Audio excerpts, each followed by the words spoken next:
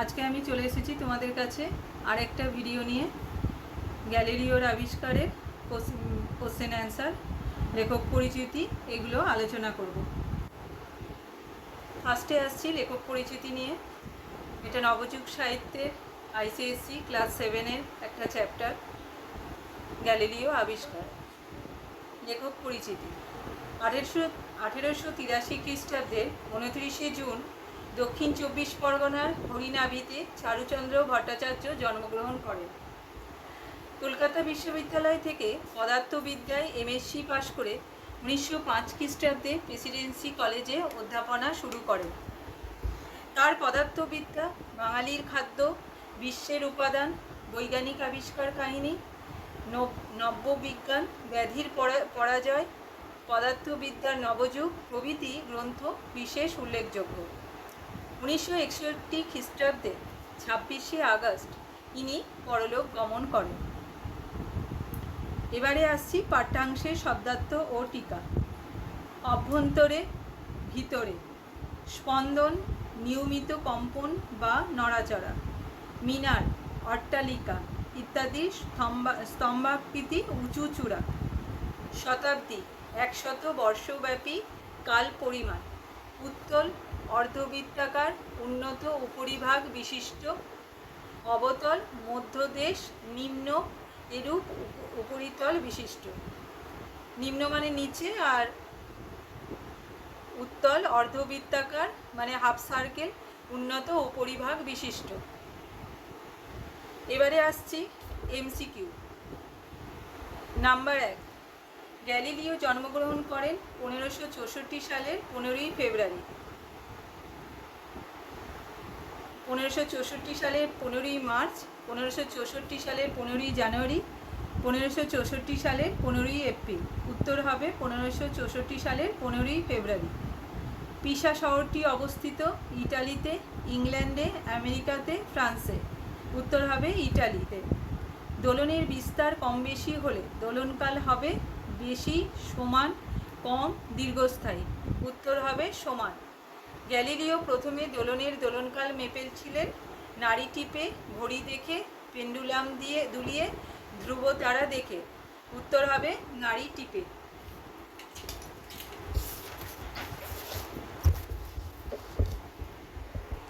তারপরে আসছি অধ্যাপক রূপে গ্যালিলিও প্রথমে নিযুক্ত হয়েছিলেন পাড়ুয়াতে, পিসা বিশ্ববিদ্যালয়ে, ইটালিতে, গ্রিসে।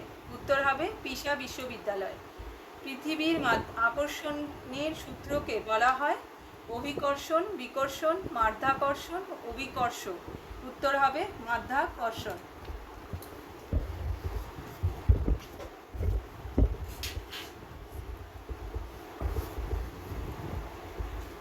বিপরীত শব্দ: অভ্যন্তরে, বাহির, আকর্ষণ, বিকর্ষণ, দ্রুত, ধীর, ভারী, হালকা, পশ্চিম, পূর্ব। এবার আসছি কোশ্চেন অ্যান্সারে। দোলনের বিস্তারকাল যাই হোক কিন্তু তার দোলনকাল সমান, তথ্যটির আবিষ্কারক কে? উত্তর হবে দোলনের বিস্তারকাল যাই হোক কিন্তু তার দোলনকাল সমান, তথ্যটির আবিষ্কারক হলেন গ্যালিলিও। 2 নম্বর, উপর দিকে ঢিল ছুড়লে তা নিচে নেমে আসে কেন? উত্তর হবে উপর দিকে ঢিল ছুড়লে তার নিচে নেমে আসে পৃথিবীর মাধ্যাকর্ষণ শক্তির জন্য। 3 নম্বর, কোন স্থান থেকে গ্যালিলিও দোলনকাল পরীক্ষা করেছিলেন? কোন স্থান থেকে গ্যালিলিও দোলনকাল পরীক্ষা করেছিলেন? উত্তর, গ্যালিলিও দোলনকাল পরীক্ষা করেছিলেন ইটালি দেশে, পিসা শহরে, গির্জার ভেতরে। 4 নম্বর, কি হিসাবে গ্যালিলিও প্রসিদ্ধি লাভ করেছিলেন? উত্তর, বিশিষ্ট গণিতজ্ঞ বলে গ্যালিলিও প্রসিদ্ধি লাভ করেছিলেন। 5 নম্বর, 100 পাউন্ড ওজন 1 পাউন্ড ওজনের চেয়ে 100 গুণ দ্রুত পড়বে, এই তথ্যটি ঠিক না ভুল? 100 পাউন্ড ওজন 1 পাউন্ড ওজনের চেয়ে 100 গুণ দ্রুত পড়বে, এই তথ্যটি ভুল। তারা একই সঙ্গে পড়বে। 6 নম্বর, গতিবিদ্যার প্রবর্তকের নাম কি? গতিবিদ্যার প্রবর্তকের নাম স্যার আইজ্যাক নিউটন হলেও গতিবিদ্যার কথা আমরা প্রথম জানতে পারি গ্যালিলিওর কাছ থেকে।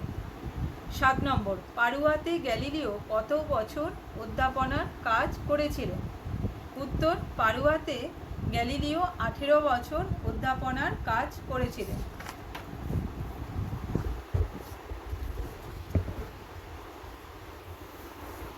নাম্বার 8, কোন চশমা বিক্রেতা দূরের জিনিসকে কাছে দেখার যন্ত্র তৈরি করেছিলেন?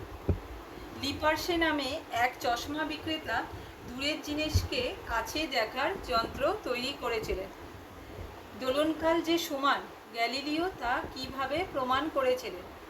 গ্যালিলিও নিজের নাড়ি টিপে সময় নির্ধারণ করতে লাগলো আর দেখলো যে সে যা ভেবেছিল ঠিক তাই।